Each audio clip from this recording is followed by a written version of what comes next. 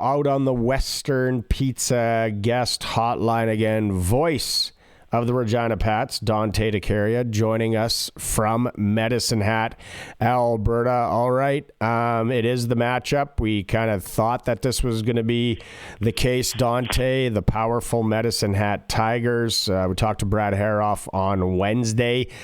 What are the Pats going to have to do to erase those last two games that and the scores, do you think, and just be able to hang in? And you got to chip at a chair now, but you want to just hang in and see what can happen against Medicine Hat here. Yeah, it's a good question, Barney. I mean, we just left morning skate, and, from some of the interviews that I did with the players that will air on tonight's broadcast, just from talking to the coaches, their mentality is to try to capitalize on the mistakes that the Tigers could potentially make. This is a team that scored 6 or more in 12 of their last 19 games of the season. They led the WHL with, on average, 5.12 goals per game this year. So they're known to put the puck in the back of the net, essentially at one of the highest paces in the entire CHL, if not just the WHL. So with that comes high risk, high reward. They're a team that likes to score off the rush. They will capitalize on turnovers. They move the puck out of their zone very quick. Their transition play is huge. So I think Regina has to be very opportunistic, if that makes any sense, Barney, as far as looking for potential turnovers that happen at their blue line, maybe cue plays they'll try to make in the D zone to bump it off the wall and get the puck out. There's really not much you can do as far as what the Ruck Twins will do with the puck. I mean, they're going to have the puck the majority of the game, let's be honest. But what Regina has to do is to kind of protect the home plate area, and that's to try to limit shots for the middle of the ice. This is a team, just from watching, I was watching their practice earlier today, and just kind of watching how they move the puck. As soon as the puck is on the guy's stick, it's already on someone else's stick. Like, they're thinking 2 steps ahead of where the puck is already at. That's how gifted this team are. So I think Regina needs to anticipate those reads efficiently, and they're going to have to play good defense, let's be honest. I mean, this is a Tigers team that knows how to score, so the only way you can beat them is to, hold them to, say, 3 or less.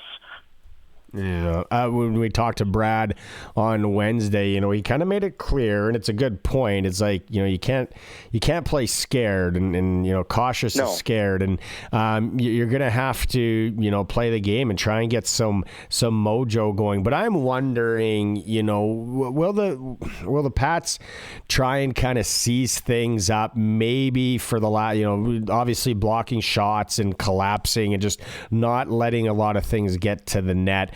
Just that greasy playoff hockey. Does this young Pats team, do they have that in them, do you think, Dante? Well, the one thing I will say is they'll be without Keats Fawcett, who took morning skate this morning, but it looks like after missing the final 2 games of the regular season, is not able to play in tonight's game, which is a huge loss for the team because he's such an important piece offensively. He led Regina with 30 goals this year. So maybe you're onto something as far as the style of game that they have to play. But you mentioned Brad's comments. I actually tuned into that interview and watched what he had to say. And the one thing that kind of stood out to me about Brad's comments, and I totally agree with him, is that when you get rid of the puck, you have to put it into places where you can retrieve it. You're not just getting rid of the puck and dumping it in just to give it back to their D, because that's not a recipe for success. If you get to center and dump the puck in and essentially just give it to them for them to break it out, well, they're going to have possession the majority of the game, and that's not a recipe for success. So you mentioned that greasy style, that style of hockey. I think they're going to have to be very physical. I think if they can get on their D, like if you look at the Florida Panthers, and I'm not saying the Pats have the type of players the Florida Panthers have, but if you look at, what Florida was able to do and what Paul Maurice kind of preached to their team, he wants their forwards to really get in on their D and hit them hard so that they have to think twice when they have to break out the puck. And I look at, some of the guys that are maybe on the 3rd and 4th line that are going to have to do that. And without a Keats Fawcett in the lineup, they're going to have to try to find different ways to produce offense because they're missing one of their top goal scorers. Who steps up? Who needs to step up for this team? Maybe that's a little bit of a loaded question. No, I have the answer. It's got to be the older guys. It's got to be Caden Brown. I mean, he went the last 13 games of the season without a goal. He needs to step it up. He's got 26 career playoff games under his belt. I mean, this is a guy that has to produce. I mean, if the Pats want to have a chance in this series, he needs to be a leader on and off the ice. He needs to produce. To me, the most consistent offensive player, whether he produces or not over the course of the season, other than Matic Schultz, has been Zach Lansard. He was the only player this year to play in all 68 games. So I'm looking to him as another player that can produce offensively as well. But, yeah, I mean, Caden Brown, I mean, he's 20 years old. This is his last kick at the can. You know, he's been on some deep playoff runs with both Prince George and the Everett Silvertips. He's been there before. He's done it. Ephraim McNutt, although he's been really good, I mean, he had finished with 19 points over his last 17 games, has been there, done it. I mean, he's been to a conference final with Prince George when they lost to Portland. He has the most playoff experience on this team, just like Caden Brown does. So those are the two players that I look to. Now, in Ephraim's case, I think he's been amazing all year long, to be quite honest with you. He leads by example. He's awesome. But with Brown, he kind of quieted down in the month of March, and he really needs, kind of needs to wipe the slate clean and really need to get back, like he was scoring, about, I'd say 5 weeks ago. Marek Schlenker, obviously, going to see a lot of rubber. He'll be key. Schlenker's actually not going to get the start in that tonight. It's going to be Taylor Tabashnik. Oh, wow. Yeah, that threw me for a curveball today. I was at morning skate, and I watched who was still on the ice at the end, and Tabashnik was the first one off the ice. And Schlenker and Drake Mooney, one of the Black Aces, were taking shots in practice. So the all signs point towards, based off what I saw at morning skate this morning, Barney, is Taylor Tabashnik getting the start. That is interesting. Maddox Schultz and Liam Pugh didn't make the trip there with the Pat Canadians? That is correct. Yeah, they're looking to potentially win the U18 championship tonight against the Moose Jaw Winmar Warriors. So obviously wishing them all the best.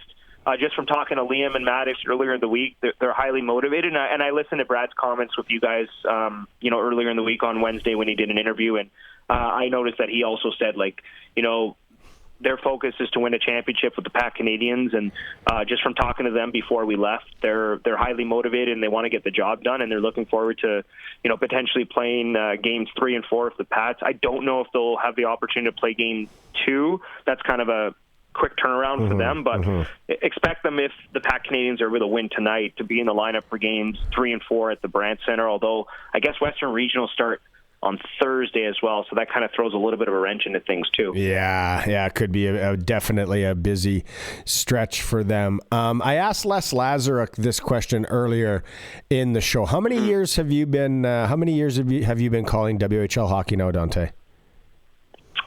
This is my 5th season, so I've essentially completed 5 regular seasons with the Pats. Okay, Willie Desjardins. As a general manager, head coach, Les has been obviously over 30 years in the league.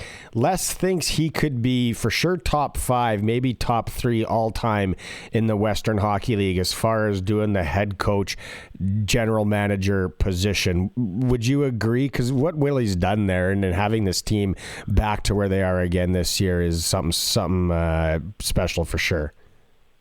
Well, I look at my first season in the league with the Regina Pats. That was 21-22, and they won just 11 games. And the co-op place was kind of like a library. In fact, I remember, those first couple of years that I was here with the Regina Pats when Bedard was a part of the team, I remember going to co-op place, and it wasn't a fun game to call. It wasn't a fun rink to call games in. It wasn't a game that I looked forward to being a part of because, A, the Tigers weren't very good, and B, it was a library. There was no atmosphere at Co-op Place. Well, we're expected to have a sellout here at Co-op Place, and it's just so cool to see the community of Medicine Hat really support this team.